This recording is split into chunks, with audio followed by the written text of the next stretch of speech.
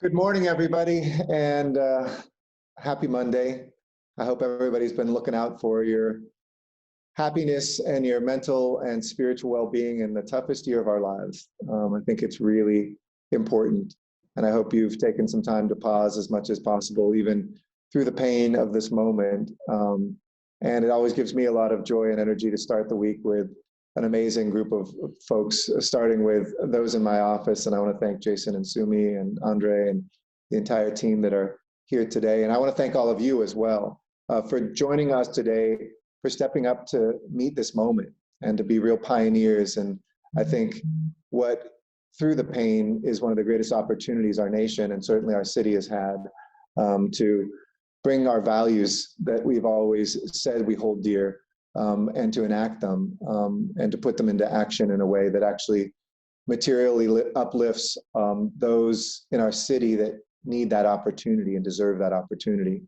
You're stepping up to the plate today and taking this pledge, and it's a leap of faith. It shows courage, it shows who you are, it shows what you stand for, and it shows what this city is about. And it's a true blueprint for public-private cooperation. One of the great challenges of our time to really birth a multiracial democracy and to achieve racial equity in the workplace and across our society. I want to thank so much Renew co-chair and my friend Kareem Webb for just his extraordinary service in so many ways, and for his humanity, but his service to this task force. And I also want to thank another warrior, Capri Maddox, who have been so pleased to have by my side and to be by her side as we march through this year and in years past, but looking to the future, especially how we can make some meaning out of this mess, and how we got here. The senseless murders that we saw that traumatized all of us, of George Floyd and Breonna Taylor and Ahmaud Arbery, Elijah McClain, and too many others, including ones here in our city, who have been taken from us. When we look at those who aren't taken from us, but whose lives essentially are cut short by the health and wealth disparities, the educational gaps that we have that never make any headlines and thankfully are not in any traumatic video, but are part of ongoing trauma that people experience when we don't each have the same set of opportunities. The fact is that this conversation pushed forward by this trauma this year and into the streets is long overdue. And, you know, it may be that in decades past, we're not at the base of the mountain anymore, that we've come up because of those who came before us and who fought and died for greater justice and equality. But we still can look up and see how far that peak is and what our work that remains is. But today, we start heading up to that summit again. And, you know, we've rightly focused a lot of the discussion on reforms in law enforcement. But as I've said from the beginning, while we do that work too, this isn't just about one issue area or one sector or one policy area or one government program. Racial inequality is a cancer on the American body politic and on our society. It's our second original sin, or maybe first if you look at our first sin against our Native brothers and sisters. We need to treat it and defeat it with much more than rhetoric and much more than promises, but with a comprehensive blueprint, a set of actions that we can enact. So that's what brought this coalition together 3 months ago, and why I'm so excited that Los Angeles yet again will lead the way. These are determined private sector leaders ready to take up this mantle of equity and put it forward in something that is tangible. I know you all saw my executive directive that in my role as a CEO, because that's what the city charter describes me as, the city CEO, I wanted to be very clear that in my enterprise, this was something we didn't wait for a study on, but that we enacted right away. Executive Directive 27, building on the experiences we had with gender equity and how quick we were able to do that, and everything from external facing programs like our parks and sports programs for girls to our commissioners who are now a majority women. We want to do the same thing on race, not have it be an issue area or something that an office in the city or my enterprise deals with, but a value that washes through all of our enterprises, each of our leaders, and all of our departments as well. And when you saw that, you raised your hands when I challenged, could the private sector mirror this, to put the same model into our businesses, into our C-suites, into our offices.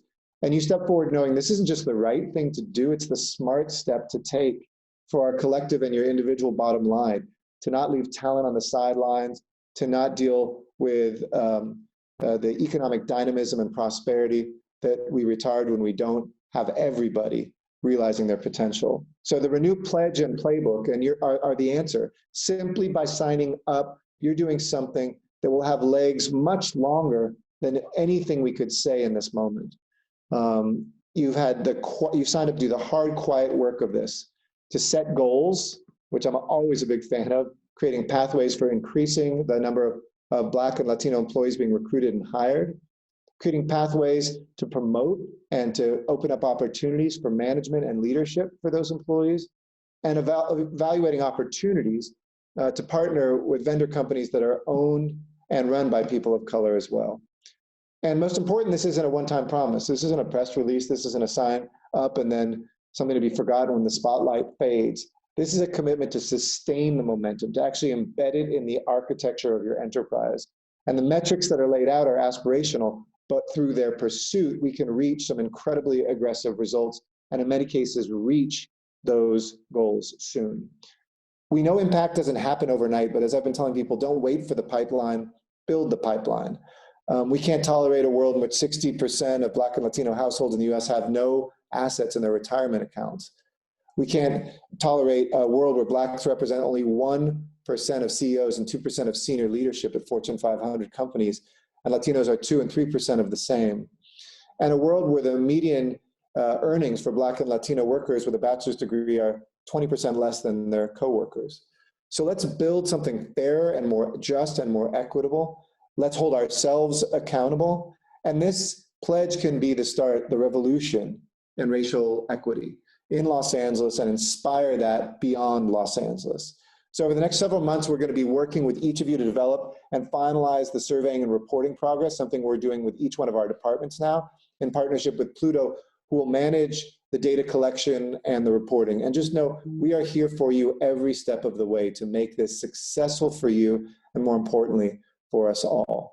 So let's hear from some efforts in that, from leaders in this effort, and from all of you. So to kick things off, let me hand it over to our quarterback, maybe should say point guard right now, although after the Lakers last night, that was our wake-up call. We're still gonna win. But Capri is that and all, and a lot more.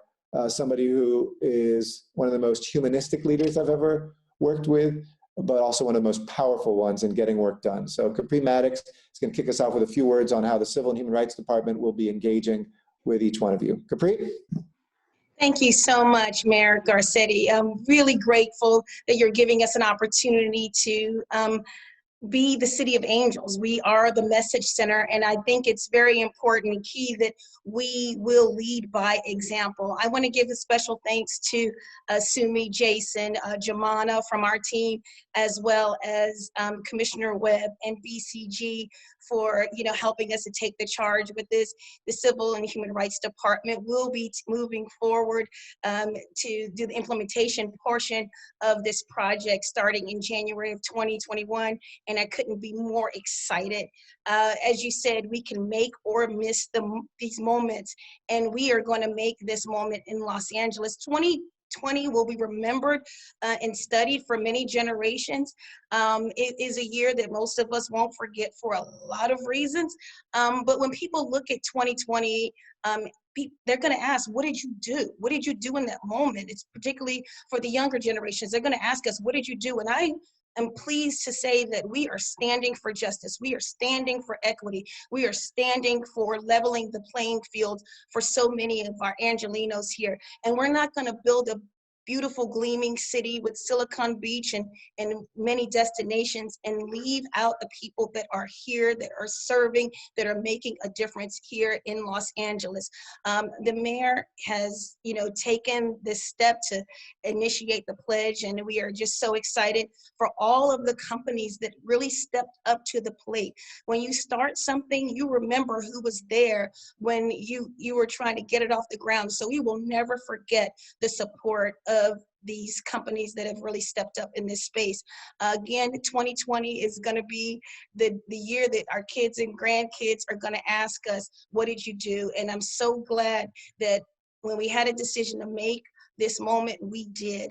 And we stood up for justice, we stood up for equity, we stood up for upward mobility for Angelenos, and we will be the message center to spread this all over the United States. And I'm honored to stand with you all in this time and in this season for this moment. Thank you.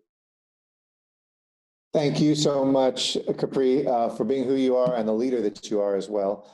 Before we open up the floor to all of you, I want to also welcome Kareem Webb to say a few words. He's co-chair of our Renew Task Force.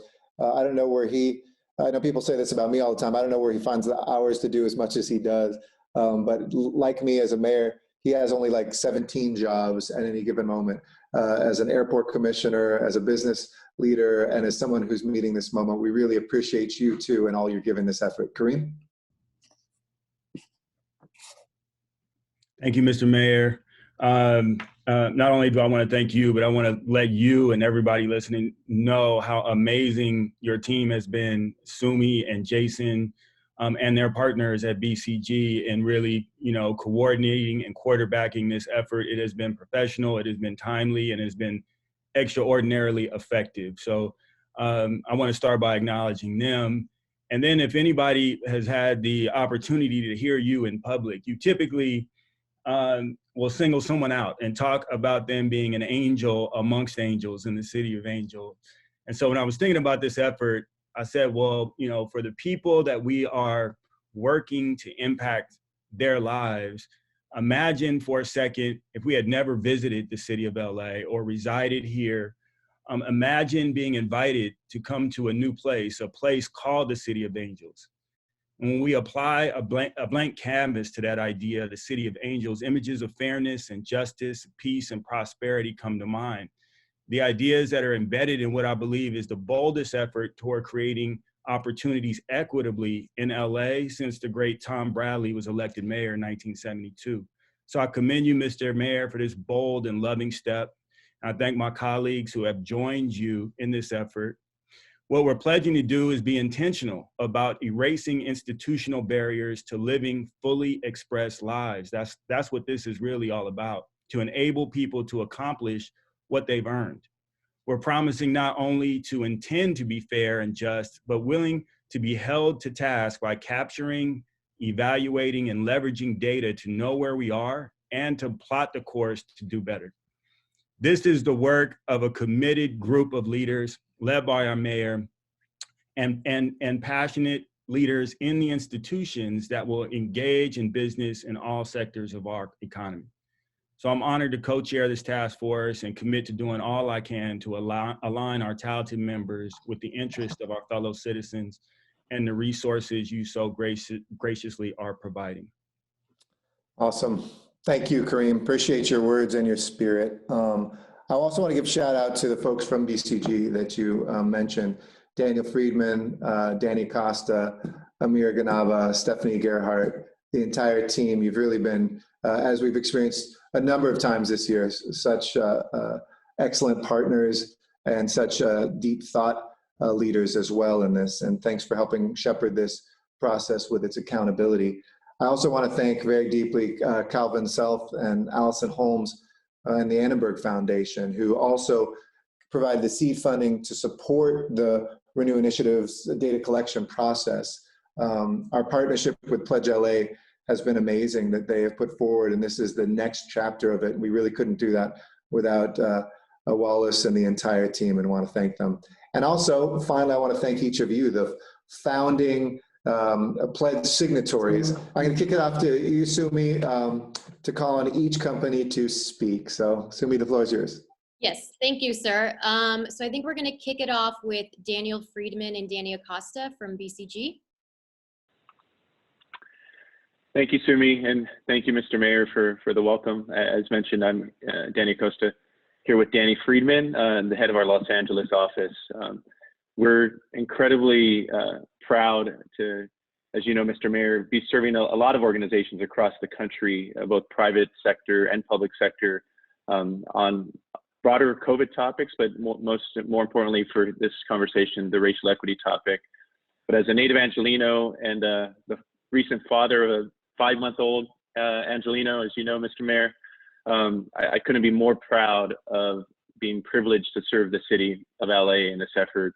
And LA, the city, and under your leadership, Mr. Mayor, and the team, really setting the bar in a bold and ambitious way.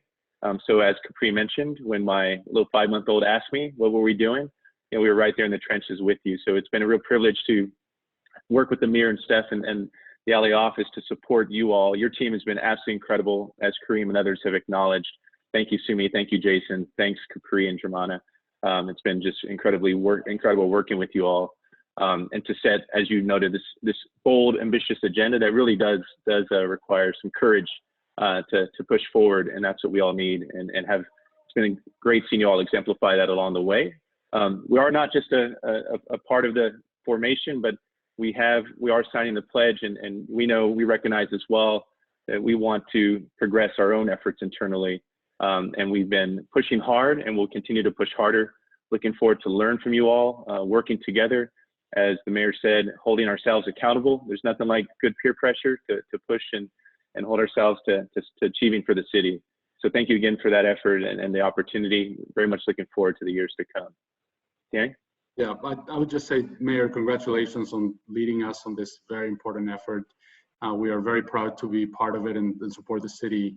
And I would say the values and objectives that you articulated are very much part of the core of what BCG is. And we're very proud and honored to be part of this and support the city in building a better future. So thanks for helping us be part of that and contribute, and we'll continue doing that and pledge our support as we go forward. Thank you so much. Thank you, Danny and Danny. Next, we have Demetra Thornton from Gensler. Morning. I'd first like to thank Mr. Mayor for this opportunity. All of your team, it's been great. As Kareem mentioned, just this cohort of people that are really working towards a common goal is always good to see. Also, Capri Maddox, it's been great. We've been working with you on the City of LA Civil and Human Rights Department work. All of this has been a great opportunity from a firm. We're architects. Not only do we face this in our industry, so we're excited to, really advance our industry and bring more Black and brown people into the profession of architecture and change the city around us. So we really appreciate this opportunity. It's adding fuel to our fire. Personally, the momentum is great. And I will just assure you that, like, as the largest firm, when we put our mind to doing something, we can make some good change. So I think everyone around this table is committed to making really positive steps in the right direction. Thank you, Demetra. Next, we have Parika Sampson from Morgan Stanley. Great, thank you, Sumi. Thank you, Mayor Garcetti, your team, and Commissioner Webb. It's been a pleasure to work with you over the last few weeks getting us to today. On behalf of my colleagues at Morgan Stanley, especially my Los Angeles-based colleagues, we are pleased to support this initiative.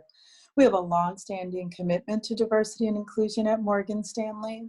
And to highlight our commitment, in June this year, our CEO, James Gorman, added diversity and inclusion as our fifth core value.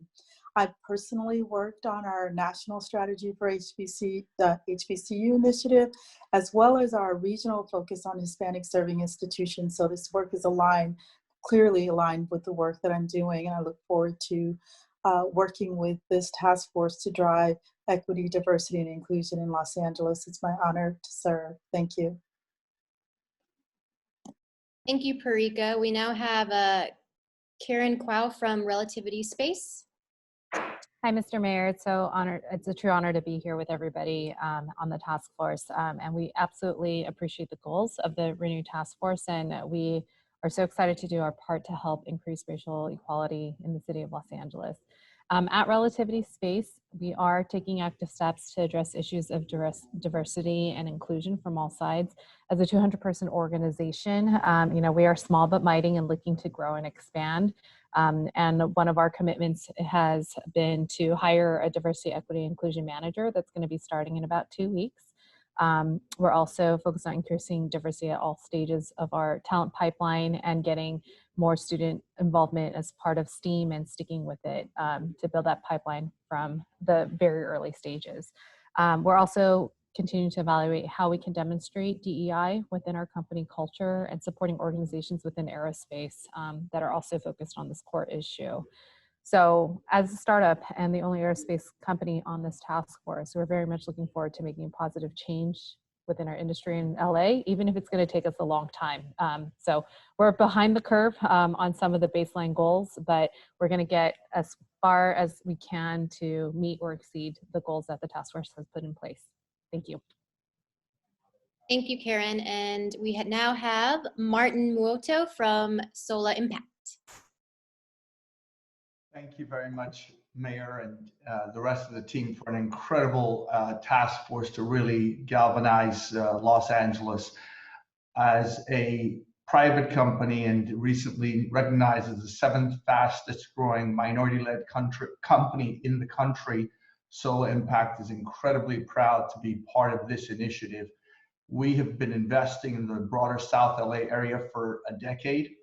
We have learned a lot about investing and transforming Black and Brown communities and ensuring that those communities participate in the transformation. Without preempting an announcement we plan to make later in this month, we will be talking about our next chapter, which is really aligned with the commitment to create racial equity throughout the country, which is a $1 billion Black Impact Fund investing in cities across the country and exclusively Black and Brown neighborhoods to really ensure that they get the capital needed in those communities, but also ensuring that the communities participate in the wealth creation and in really addressing income inequality, which is incredibly linked to racial equality. This task force helped us catalyze something that we had been working on for months, and we are now on the cusp of working with some of the largest endowments, financial institutions, and institutional investors in creating a platform to continue to take the incredible work that LA has allowed us to do to other cities as well. And so again, we really appreciate the mayor's commitments and the other partners on this task force commitment to highlighting the issue. And we think that this is really the tipping point of what can be a monumental change across the country. So again, we hope you'll hear a lot more about the Black Impact Fund. We chose that name because the Black and Brown Impact Fund wasn't quite as cool, but we really plan to lead the charge in investing in Black and Brown communities over the next several years, leveraging many of the learnings that we have gained in Los Angeles. So thank you again for the opportunity. Okay, those are all the folks that said they wanted to speak. If there are any other folks, any other companies, you can just raise your hand. If not, I think we can just give it back to you, sir. I'll pause, you know, there's that awkward pause if anybody wants. You know, you said that so quickly. I don't want to take out anybody. Go once. I'm scrolling. All right. We know that you are just as involved even if you didn't speak up, and we acknowledge you and thank you. Really, this is a moment of history, and use peer pressure. If I have one ask of you, next time you're in any industry meeting, tell people what you just did and ask them if they're doing anything like that or if they'd like to join us. And for folks who are your counterparts, whether it's another bank or it's another, you know, high-tech company or whether it's another startup, please let them know this is one in which all of us win the more people are involved. It's not a zero-sum game, it's the opposite. And so we all know that this works with cities. If I hear a city's doing something, trust me, I'm going to hear about it. And some constituents saying, why aren't we signed up? We should do the same thing in the private sector. And we can't wait to start the work of it. We're going to stumble forward in some of this. There's no shame in that game. Let's just figure out how we get better. And then when we get to write the book, then that becomes something that we can transport throughout Los Angeles to every company and also throughout this nation. So appreciate you all. Hope you have a good week. Look out for your health. Look out for your loved ones. Look out for your happiness.